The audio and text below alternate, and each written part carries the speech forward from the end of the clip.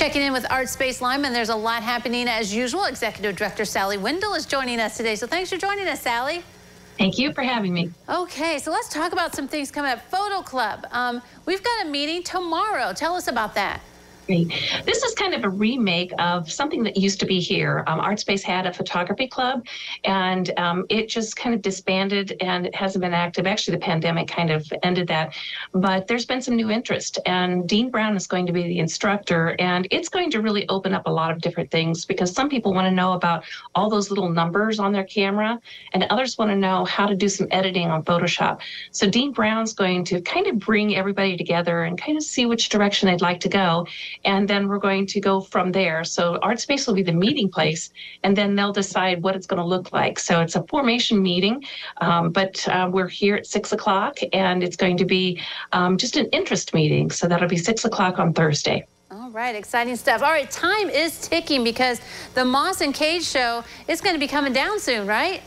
Right. And it's been a great show. We've had a lot of interest in Frank Cage's Legacy series, and we've even encouraged him to do some more. But those two pieces, or those two artists, are going to have their work here for just about a week, and then it's coming down, and we'll be on to our next show. All right. All right, let's have some music. Let's talk about some fun music. And Mike Huffman, he's going to play Friday, July 14th. Tell us about this. Well, we have a new event space, and this is the alcove that's in between our building and 71 Town Square, and it's off of Cherry Alley, which is actually Sugar Alley.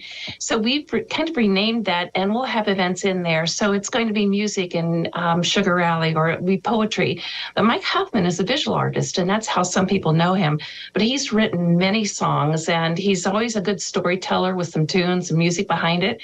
So he'll be in that alcove area from 6:30 to 8:30 on the 14th, which is Friday. And we're looking forward to doing some more events back there, but kind of initiating it with Mike and his music. So it's always a really good time whenever he's entertaining, and we just ask people to bring a chair. We'll have beverages and snacks, and just another place for good outdoor music in downtown Lima. Wow, and Mike's a great guy too, so that should be a good time. It always helps, yeah. Exactly. All right, so let's see what else is coming. Oh, Brian Moss, he's coming back to town. Tell us about this. Yes, it's so nice to be able to hook up with someone who's got such a worldly expertise to bring it to our population. And we had one camp earlier with him, and now he's coming back because he had done the mural of Joe Henderson that's in our alcove in Sugar Alley. And he wanted to do some more because he really had a good time with the people. It wasn't just kids, it was some adults in that last camp.